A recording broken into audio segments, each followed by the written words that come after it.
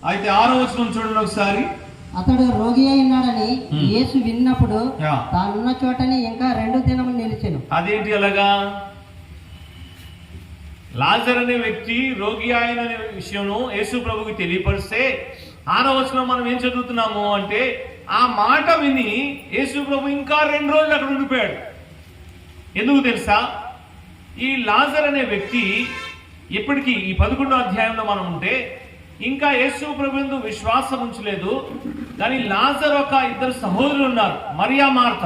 వాళ్ళు యేసు ప్రభువునందు విశ్వాసం ఉంచిన వారు, ప్రభువుని వెంబడిస్తున్నారు.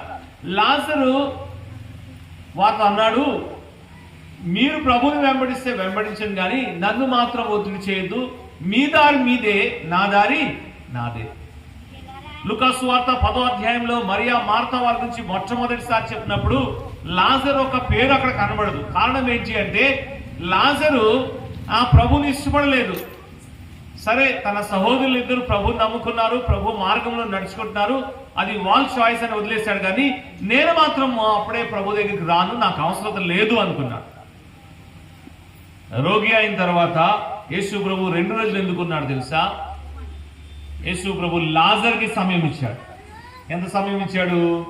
2 రోజులు ఇచ్చాడు. లాజరు,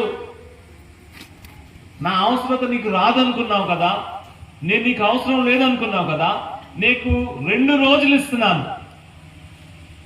నీకు చేతనైతే నిన్ను నువ్వు బాగు చేసుకో, నీకెవరైనా బాగు చేయగలరేమో చూసుకో అని యేసు ప్రభు లాజర్కి 2 దినాలు ఇచ్చాడు.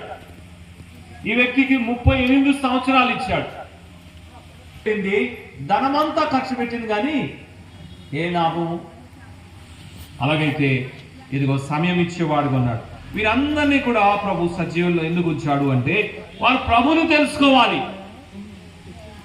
అలాగైతే ఈ సాయంకాల సమయంలో నా ప్రియ సహోదర సహోదరి, మరి విశేషంగా ఎందుకు ప్రభు నిన్ను నన్ను సజీవ లెక్కల్లో ఉంచాడు అంటే, ఆ ప్రభుని తెలుసుకోవాలి. ఎలా తెలుసుకుంటావు ఆ ప్రభుని? ఇదిగో ఆ ప్రభువే వచ్చాడు, ఆ ప్రభువే తన గురించి తెలియపరుస్తున్నాడు, ఆ ప్రభువే తన పరిచయం ఇస్తున్నాడు, ఆ ప్రభువే మాట్లాడుతున్నాడు. లాజర్ దగ్గరికి ఆ ప్రభువే వచ్చాడు, ఈ వ్యక్తి దగ్గరికి ఆ ప్రభువే వచ్చాడు, ఆ స్త్రీ దగ్గరికి ఆ ప్రభువే వచ్చాడు. ఈ సాయంకాల సమయంలో నీ దగ్గరికి కూడా ఆ ప్రభువే వచ్చాడు, ఆ ప్రభువే మాట్లాడుతున్నాడు.